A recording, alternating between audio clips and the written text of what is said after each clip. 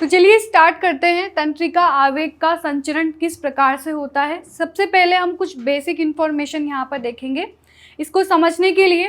तो basic information में हमें ये ध्यान रखना है कि यहाँ पर ये तंत्रिका के एक्सोन के बारे में बताया हुआ है और यहाँ पर बाहर वाला जिसे हम एक्स्ट्रा सेलुलर फ्लूइड कहेंगे और अंदर वाले को कहेंगे इंट्रा सेलुलर फ्लूइड। तो बाहर की तरफ जो फ्लूइड है इसे हम कहेंगे एक्स्ट्रा सेलुलर फ्लूइड ECF और सेल के अंदर है ICF। सेल के अंदर है ICF। बाहर की तरफ सोडियम आयंस ज़्यादा रहेंगे, अंदर की तरफ पोटेशियम आयंस ज़्यादा रहेंगे। और नॉर्मली ये देखने को मिलता है कि बाहर की तरफ पॉजिटिव आयन, जब कोई उद्दीपन नहीं है रेस्टिंग फेज में, तो बाहर की तरफ पॉजिटिव आयंस ज़्यादा होते हैं और अंदर की तरफ नेगेटिव आयंस ज़्यादा होते हैं। ये नेगेटिव आयंस पोटेशियम आयंस और ऋणात्मक आवेशित प्रोटीन्स की वजह से होते हैं। तो इस प्रकार की कंडीशन पाई जाती है। और यहाँ पर अंतःकोशिकीय द्रव जिसे कह रहे हैं इंटर सेलुलर फ्लूइड और बाहर की तरफ है एक्स्ट्रा सेलुलर फ्लूइड। तो इनमें सांद्रता में डिफरेंस बताया गया है। हमेशा ध्यान रखना है कि जब रेस्टिंग फेज है तो बाहर की तरफ पॉजिटिव और अंदर की तरफ नेगेटिव होगा। आगे बात करेंगे बेसिक कॉन्सेप्ट यहाँ पर चैनल्स के बारे में है, पंप के बारे में है, गैटेड जो वोल्टाज गैटेड चैनल्स है उनके बारे में है। तो यहाँ पर एक्स्ट्रा सेलुलर फ्लूइड में बताया हुआ है कि बाहर की तरफ एक्स्ट्रा सेलुलर फ्लूइड है और यहाँ आयन चैनल्स और लीक चैनल्स हैं। आयन चैनल जैसे कि सोडियम चैनल है, पोटेशियम चैनल है। तो सोडियम के लिए सेपरेट आयन चैनल है, पोटेशियम के लिए सेपरेट पोटेशियम चैनल है। पोटेशियम चैनल ज़्यादा है, सोडियम चैनल कम है। पोटेशियम चैनल आपको दिख रहा होगा यहाँ पे नंबर में 3 है, तो पोटेशियम चैनल ज़्यादा है, सोडियम चैनल कम है। उसके बाद अब बात करते हैं सोडियम पोटेशियम पंप और सोडियम पोटेशियम एटीपेज पंप भी कहा जाता है इनको। और ये सोडियम पोटेशियम पंप ये एक्टिवली काम करते हैं। इनको काम करने के लिए ऊर्जा की आवश्यकता होती है, ATP की रिक्वायरमेंट होती है। और ये sodium potassium pump generally axolemma के अंदर प्रेजेंट है, आप देख रहे हैं, और ATP की उपस्थिति में ये कार्य कर रहे हैं। इसी के साथ यहाँ पे होते हैं वोल्टाज गेटेड चैनल। जिस प्रकार से मैंने आपको बताया कि आयन चैनल सोडियम के अलग अलग हैं, पोटेशियम के अलग हैं, उसी प्रकार से वोल्टाज गेटेड चैनल सोडियम के लिए अलग हैं और पोटेशियम के लिए अलग हैं। आगे बात करेंगे आयन चैनल्स की। तो आयन चैनल्स सोडियम पोटेशियम के लिए अलग अलग हैं और हमेशा खुले रहते हैं। जो आयन चैनल्स हैं ये हमेशा खुले रहते हैं, वेरी वेरी इंपॉर्टेंट। और ये सांद्रता प्रवणता के अनुरूप कार्य करते हैं। ठीक, तो ये सांद्रता प्रवणता के अनुरूप कार्य करेंगे तो इनको कार्य करने के लिए किसी ऊर्जा की आवश्यकता नहीं है। तो यहाँ ATP की आवश्यकता नहीं होती, यहाँ पे पैसिव फ्लो होता है आयंस का। सोडियम पोटेशियम पंप ये सांद्रता प्रवणता के विरुद्ध कार्य करते हैं, इन्हें ATP की आवश्यकता होती है। और यह आयन चैनल्स और वोल्टाज गेटेड चैनल्स की तुलना में बहुत फास्ट काम करते हैं और अधिक आयंस का फ्लो करते हैं। तो ये सक्रिय आवागमन करते हैं और एक्टिव ट्रांसपोर्टेशन में भाग लेते हैं। 3 सोडियम और 2 पोटेशियम के हिसाब से ये एक्सपोर्ट और इंपोर्ट करते हैं। सोडियम और पोटेशियम आयन चैनल से कई गुना तेज काम करते हैं। वोल्टाज गेटेड चैनल जो कि सोडियम और पोटेशियम के लिए अलग अलग हैं और ये विराम अवस्था में यह बंद रहते हैं। विराम अवस्था में ये बंद रहेंगे, लेकिन जब इन्हें उद्दीपन मिलता है तब जाके ये खुलते हैं। तो विराम अवस्था में ये कैल्शियम आयनों से बंधे होने के कारण बंद रहते हैं। तो विराम अवस्था में ये बंद रहते हैं और यह उद्दीपन मिलने पर खुलते हैं और इसमें निष्क्रिय आवागमन होता है सांद्रता प्रवणता के अनुरूप। ठीक, तो ये ध्यान रखना है हमें। एक बार फिर रिवाइज कर लेते हैं। आयन चैनल्स हमेशा खुले रहेंगे, सोडियम के लिए अपने अलग चैनल्स हैं और पोटेशियम के लिए अलग हैं और यहाँ पे पैसिव फ्लो होगा। इधर बात करें सोडियम पोटेशियम एक्टिव फ्लो होता है, ATP की रिक्वायरमेंट होती है और सोडियम पोटेशियम के लिए अलग अलग नहीं है, ये एक ही पंप है सोडियम पोटेशियम पंप और इन दोनों की तुलना में फास्ट वर्क करता है। वोल्टाज गेटेड चैनल जो कि सोडियम पोटेशियम के लिए अलग अलग हैं और रेस्टिंग मेम्ब्रेन में, जब मेम्ब्रेन रेस्टिंग फेज में है, जब कोई उद्दीपन नहीं है तो ये बंद रहते हैं, और जब इनको उद्दीपन मिलता है तब जाके ये खुलते हैं, और ये भी पैसिव फ्लो करते हैं सांद्रता प्रवणता के अनुरूप। अब हम देखेंगे, शुरुआत करेंगे सबसे पहले पोलराइजेशन से, ध्रुवीय अवस्था से। पोलराइजेशन का मतलब है कि जो मेम्ब्रेन है वो रेस्टिंग फेज में है, और जब मेम्ब्रेन रेस्टिंग फेज में होती है तो बाहर की तरफ होता है पॉजिटिव, बाहर की तरफ होता है पॉजिटिव आयंस, और अंदर की तरफ होता है नेगेटिव आयंस। आपको सिर्फ ध्यान रखना है कि बाहर की तरफ है पॉजिटिव आयंस और अंदर की तरफ है नेगेटिव आयंस। बाहर पॉजिटिव की संख्या ज़्यादा है, अंदर नेगेटिव की संख्या ज़्यादा है। ठीक, इसमें आप देख रहे हो कि ये पोटेशियम चैनल है, ये सोडियम चैनल है, और यहाँ पर ये पोटेशियम चैनल है। तो पोटेशियम चैनल की संख्या ज़्यादा है सोडियम चैनल की तुलना में। ये यहाँ पे पंप बताया गया है, और पंप में आप देख रहे हो कि ये बाइंडिंग साइट है जहाँ पे सोडियम पोटेशियम आके बाइंड होते हैं। तो यहाँ पे सोडियम बाइंडिंग है, 3 सोडियम बाइंड होते हैं, यहाँ पे पोटेशियम बाइंड होंगे 2 पोटेशियम। तो सोडियम पोटेशियम पंप जो कि एटीपी की उपस्थिति में कार्य करते हैं और ये फास्ट वर्क करते हैं। इधर बताया गया है वोल्टाज गेटेड चैनल के बारे में। यहाँ पर सोडियम वोल्टाज गेटेड चैनल है और यहाँ पे पोटेशियम वोल्टाज गेटेड चैनल है। और रेस्टिंग फेज में क्योंकि ये कैल्शियम से बाइंड है इसलिए ये क्लोज है, ये भी कैल्शियम से बाइंड है, ये क्लोज है। और रेस्टिंग फेज में सोडियम पोटेशियम पंप ओपन रहते हैं और ये तो हमेशा खुले रहेंगे, क्योंकि मैंने बताया आपको ये हमेशा खुले रहते हैं। तो जब आपकी मेम्ब्रेन पोलराइज स्टेट में है, जब कोई उद्दीपन नहीं मिल रहा है और जब कोई उद्दीपन नहीं है, तो उस समय रेस्टिंग स्टेज में आयन चैनल्स खुले हुए हैं, सोडियम पोटेशियम पंप खुले हुए हैं, लेकिन वोल्टाज गेटेड चैनल बंद है। अब यहाँ पर ऐसी स्थिति में, ये देखिए, ऐसी स्थिति में जब पोटेशियम सबसे बाहर है, मतलब पॉजिटिव आयन बाहर है, नेगेटिव आयन अंदर है, तो परिणाम स्वरूप झिल्ली का बाहरी सतह धनावेशित होती है और आंतरिक सतह ऋणावेशित होती है। इसे हम ध्रुवीय अवस्था कहते हैं और इसे रेस्टिंग मेम्ब्रेन पोटेंशियल कहा जाता है।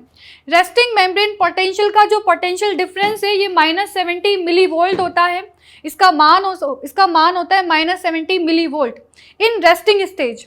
और ऋणात्मक चिन्ह यह इंगित करता है कि कोशिका झिल्ली के बाहर की अपेक्षा अंदर की ओर ऋणात्मकता ज़्यादा है। इस अवस्था में इसको समराइज कर रहे हैं, अभी हम पोलराइजेशन स्टेट को समराइज करके देख रहे हैं कि यहाँ पे आयन चैनल खुले हुए हैं, सोडियम पोटेशियम चैनल खुले हुए हैं, सोडियम वोल्टाज गेटेड और पोटेशियम वोल्टाज गेटेड चैनल बंद हैं। और इस प्रकार से जो रेस्टिंग मेम्ब्रेन पोटेंशियल है वो होता है -70 मिली वोल्ट। तो ये पूछ लिया जाता है कि रेस्टिंग मेम्ब्रेन पोटेंशियल कितना होता है, ये है -70 मिली वोल्ट। ठीक, आगे चलते हैं। अब जब पोलराइजेशन के बाद में होता है डीपोलराइजेशन। जैसे ही उद्दीपन मिलता है, आवेग का संचरण होगा, तो डीपोलराइजेशन की शुरुआत हो जाती है। डीपोलराइजेशन जिसे हम विध्रुवीता अवस्था कहते हैं। इस विध्रुवीता अवस्था में जो नर्व सेल्स है इसको उद्दीपन मिलता है, इसको स्टिमुलस मिलता है। जैसे ही स्टिमुलस मिलता है तो ये मेम्ब्रेन पोलराइज स्टेट से डीपोलराइज स्टेट में चली जाती है। और जस्ट अपोजिट यहाँ पे होता है कि जो पॉजिटिव आयन बाहर थे वो अंदर आ जाते हैं और जो नेगेटिव आयन अंदर थे वो बाहर चले जाते हैं। तो यहाँ पे आयोनिक डिफरेंस होता है। देखिए क्या होगा, उत्तेजित अवस्था में आयन चैनल हमेशा खुले रहेंगे, लेकिन सोडियम पोटेशियम चैनल बंद हो जाते हैं। ध्यान रखिए, सोडियम पोटेशियम चैनल बंद हो जाते हैं जब स्टिमुलस मिलता है। और यहाँ पर sodium Voltas gated channels open हो जाते हैं और सोडियम वोल्टाज गेटेड चैनल्स के ओपन हो जाने की वजह से सोडियम बाहर से अंदर आ जाते हैं। तो देखिए, ये सोडियम बाहर थे और बाहर से सोडियम कहाँ आ गए, अंदर की तरफ आ गए। क्यों? क्योंकि क्या खुल गया है, सोडियम वोल्टाज गेटेड चैनल्स, और यहाँ पे पोटेशियम वोल्टाज गेटेड चैनल अभी बंद है। जब ये प्रक्रिया होती है और धीरे धीरे जो पॉजिटिव आयंस थे, जो सोडियम आयंस थे, वो अंदर की तरफ आना शुरू होते हैं और फिर यहाँ पे पोटेंशियल डिफरेंस आता है। पॉजिटिव आयन जैसे जैसे अंदर की तरफ जाते हैं तो यहाँ पर जो थ्रेशोल्ड होता है, थ्रेशोल्ड का मतलब मैक्सिमम स्टिमुलस जो कि एक्शन पोटेंशियल को जनरेट करता है, तो मैक्सिमम स्टिमुलस मिलने पर, एक्शन पोटेंशियल जनरेट होने पर यहाँ पर जो पोलैरिटी है उसमें डिफरेंस आता है। तो ये डिफरेंस कैसे आता है एक बार फिर देखेंगे। सबसे पहले -70 मिलीवोल्ट जहाँ पर बाहर की तरफ, जहाँ पे बाहर की तरफ पॉजिटिव, अंदर की तरफ नेगेटिव, ठीक है, ये क्या है, -70 मिलीवोल्ट। जैसे ही उद्दीपन मिला, जैसे ही थ्रेशहोल्ड स्टिमुलस मिलता है जहाँ पे एक्शन पोटेंशियल जनरेट होता है, जिसे हम कहते हैं दहली विभव, जिसे हम कहेंगे एक्शन यहाँ पे थ्रेशहोल्ड, तो ये है +10 से लेकर +15 मिलीवोल्ट। जब स्टिमुलस मिलता है तो सोडियम चैनल्स खुल जाते हैं, सोडियम वोल्टाज गेटेड चैनल्स ये खुल जाते हैं और सोडियम अंदर की तरफ आएगा। जो सोडियम बाहर था वो सोडियम अंदर की तरफ आएगा। जैसे ही सोडियम का अंदर की तरफ अंतर प्रवाह होता है तो यहाँ पे माइनस से पहले होता है 0 और फिर 0 से ये वैल्यू चली जाती है पॉजिटिव में। क्लियर हुआ? पहले -70 था, ठीक है, -70 जिसमें बाहर की तरफ पॉजिटिव, अंदर की तरफ नेगेटिव। -70 स्टेज में, रेस्टिंग स्टेज में स्टिमुलस मिला और ये स्टिमुलस वो स्टिमुलस जो कि एक्शन पोटेंशियल को जनरेट कर दे, ठीक है। तो स्टिमुलस मिलने पर पॉजिटिव आयन अंदर की तरफ आएंगे। पॉजिटिव आयन जब अंदर की तरफ आएंगे तो पहले ये 0 मिलीवोल्ट होगा और 0 मिलीवोल्ट होने के बाद में ये हो जाएगा 30 से लेकर 45 मिलीवोल्ट, जिसे हम ओवरशूट कहते हैं।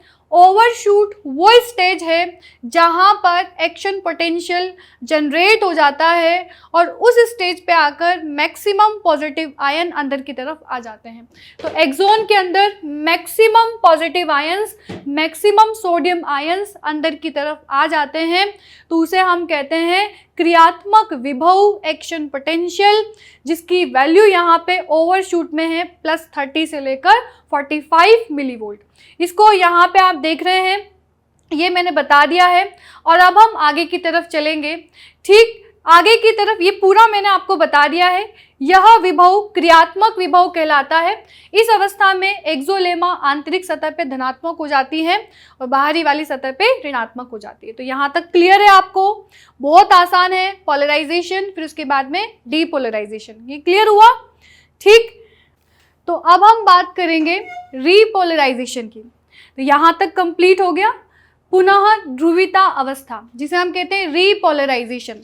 तो ये पोलराइजेशन के ठीक जैसी है रीपोलराइजेशन। जब उद्दीपन मिला है तो उद्दीपन मिलने के बाद जो मेम्ब्रेन है वो पुनः उसी अवस्था में आ जाती है जिस अवस्था में वह विश्राम अवस्था में थी।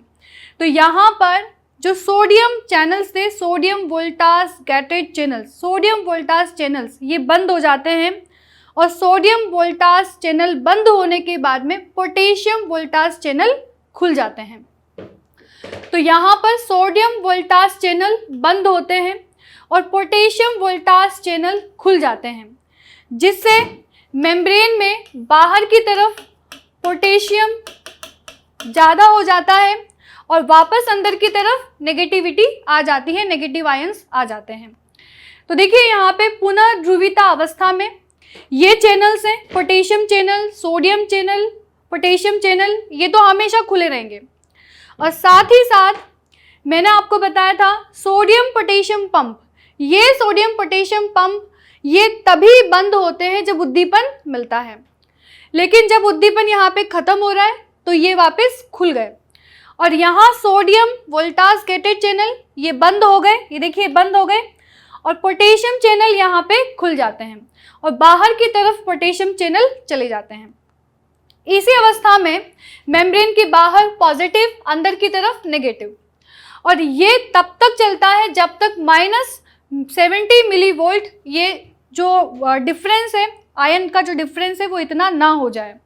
और इसे हम कहेंगे पुनः ध्रुवण। और जब यहाँ पर मेम्ब्रेन डीपोलराइजेशन से रीपोलराइजेशन स्टेट में आ रही होती है और उस दौरान यदि आप कोई उद्दीपन दोगे तो वो उद्दीपन वहाँ पर सक्रिय नहीं होता है। जो नेक्स्ट उद्दीपन की शुरुआत होती है वो रीपोलराइजेशन के कंप्लीट हो जाने के बाद ही होगी। तो यहाँ पे लिखा हुआ है न्यूरॉन। अब न्यूरॉन दूसरे न्यूरॉन में उद्दीपन को ग्रहण करने के लिए तैयार है, लेकिन कब तैयार होगा? जब रीपोलराइजेशन कंप्लीट हो जाएगा। तो यहाँ पे लिखा हुआ है अगेन रेस्टिंग स्टेज आ जाती है अगेन।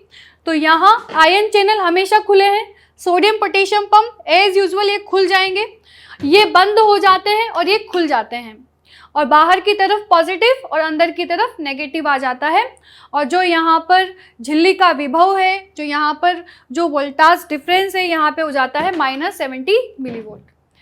पुनः ध्रुवीय समय काल में सुप्त कला विभव पुनः 70 मिलीवोल्ट तक आ जाता है और इसके बाद न्यूरॉन में दूसरा उद्दीपन दे सकते हैं और सोडियम पोटेशियम पंप पुनः सक्रिय हो जाते हैं और सोडियम आयन को बाहर एवं पोटेशियम आयन को अंदर ले जाकर विश्राम अवस्था झिल्ली की वापस आ जाती है। तो ये सारी चीज़ें यहाँ पे बताई गई है।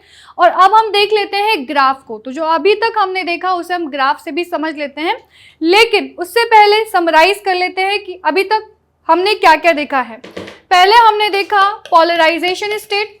पोलराइजेशन स्टेट स्टूडेंट इसमें से क्वेश्चन बनता है, वेरी वेरी इंपॉर्टेंट है। दूसरा है डीपोलराइजेशन, दूसरा है डीपोलराइजेशन और तीसरा है रीपोलराइजेशन। रीपोलराइजेशन, ठीक है, रीपोलराइजेशन। पोलराइजेशन में कोई उद्दीपन नहीं है, यहाँ पे उद्दीपन नहीं है। मेम्ब्रेन के बाहर पॉजिटिव आयन है, अंदर की तरफ नेगेटिव आयन है। हमेशा ध्यान रखिए आयन चैनल खुले रहेंगे, चाहे पोलराइजेशन हो, चाहे डीपोलराइजेशन हो, चाहे रीपोलराइजेशन हो, आयन चैनल खुले रहेंगे। क्लियर? बात करें यहाँ पर सोडियम पोटेशियम पंप की, तो सोडियम पोटेशियम पंप जब उद्दीपन नहीं मिल रहा होता तो ये खुले रहते हैं, जब उद्दीपन मिलता है तो ये बंद हो जाते हैं, जब उद्दीपन नहीं है तो वापस ये खुल जाते हैं।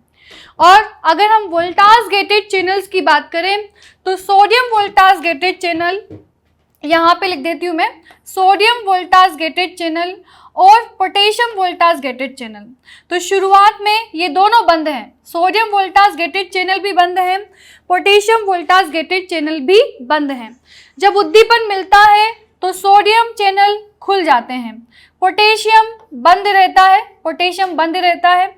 जब उद्दीपन खत्म हो जाता है तो सोडियम बंद हो जाता है, पोटेशियम खुल जाता है। ठीक, वैसे नॉर्मल दोनों ही बंद रहते हैं।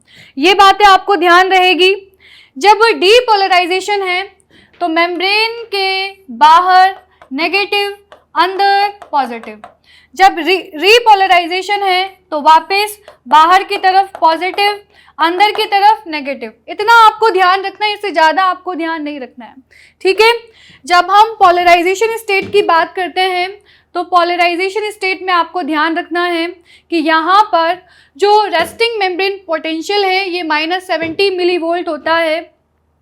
और जब हम डीपोलराइजेशन की बात करते हैं तो डीपोलराइजेशन में ये ओवरशूट होकर ये +30 से लेकर +45 मिलीवोल्ट तक आ जाता है, जहाँ पर थ्रेश होल्ड स्टेज होती है और एक्शन पोटेंशियल जनरेट होता है। और फिर उसके बाद में ये चला जाता है आपके अगेन -70 मिलीवोल्ट में आ जाता है जब दोबारा रीपोलराइजेशन होता है। तो अब हम ग्राफ को भी देख लेते हैं, साथ ही साथ ग्राफ देखिए टाइम और यहाँ पर मेम्ब्रेन पोटेंशियल दोनों के बीच में, मेम्ब्रेन का जो पोटेंशियल है मिलीवोल्ट के फॉर्म में और टाइम के बीच में ग्राफ बताया हुआ है। इसमें देखिए कि मेम्ब्रेन रेस्टिंग पोटेंशियल में है, रेस्टिंग पोटेंशियल में मेम्ब्रेन है, पोलराइज्ड है, यहाँ पे लिख देती हूँ कि पोलराइज्ड है। जैसे जैसे इसको स्टिमुलस मिलेगा वैसे वैसे पॉजिटिव आयन अंदर की तरफ जाएंगे। ठीक है, पॉजिटिव आयन बाहर से अंदर की तरफ जाएंगे, पॉजिटिव आयन बाहर से अंदर की तरफ जाएंगे तो यह इसकी जो वैल्यू है वो धीरे धीरे कम होती जाएगी और ये पॉजिटिव तक चला जाएगा। देखिए यहाँ पे पॉजिटिव +10 +20 +30, जब ये ऊपर आ जाता है थ्रेशोल्ड पर, जहाँ पे ओवरशूट होता है, जहाँ पर मैक्सिमम पॉजिटिव आयन अंदर की तरफ शूट होते हैं, तो इस स्टेज को हम कहते हैं डीपोलराइजेशन। ये डीपोलराइजेशन चल रहा है, तो डीपोलराइजेशन स्टेट में इसको स्टिमुलस मिल रहा है, और डीपोलराइजेशन के बाद में अगेन होता है रीपोलराइजेशन, और रीपोलराइजेशन में जो पॉजिटिव आयंस हैं, ये पॉजिटिव आयंस दोबारा बाहर चले जाते हैं, और ये कौन से पॉजिटिव आयंस होते हैं? Potassium ions. तो यहाँ पे पोटेशियम आयंस ये कहाँ आ गए? बाहर आ गए। ठीक है, यहाँ पे डीपोलराइजेशन में सोडियम आयंस कहाँ पे आ गए? अंदर आ गए। ठीक है, सोडियम आयन अंदर आ गए। डीपोलराइजेशन में मेम्ब्रेन में बाहर नेगेटिव है, अंदर पॉजिटिव है। रीपोलराइजेशन में पोटेशियम बाहर है, बाहर पॉजिटिव है, अंदर नेगेटिव है। ये रीपोलराइजेशन है। और रीपोलराइजेशन के बाद में आता है हाइपर पोलराइजेशन स्टेट, जिसमें नेगेटिव आयंस की जो नंबर है वो बाहर की तरफ, अंदर की तरफ बहुत ज़्यादा हो जाती है, और बाहर की तरफ पॉजिटिव आयंस ज़्यादा हो जाते हैं। तो जब हाइपर पोलराइजेशन की स्टेट होगी, तो हाइपर पोलराइजेशन में बाहर की तरफ पॉजिटिव आयंस ज़्यादा, अंदर की तरफ नेगेटिव आयंस यहाँ पे ज़्यादा होंगे। ठीक है, बाहर पॉजिटिव, अंदर नेगेटिव ज़्यादा होंगे। ठीक, तो ये है समय और विभव के बीच का ग्राफ। और अब यहाँ पर हम नेक्स्ट क्लास में कंटिन्यू करेंगे। ये एनसीईआरटी का डायग्राम आपके दिया हुआ है, इसको समझेंगे कि एनसीईआरटी ने इस तंत्रिका आवेग के संचरण को इस ग्राफ के इस ये जो डायग्राम है इसके माध्यम से इसको समझाया है। तो इसको हम नेक्स्ट क्लास में कंटिन्यू करेंगे। आज की क्लास में इतना ही, मिलते हैं नेक्स्ट क्लास में। Thank you.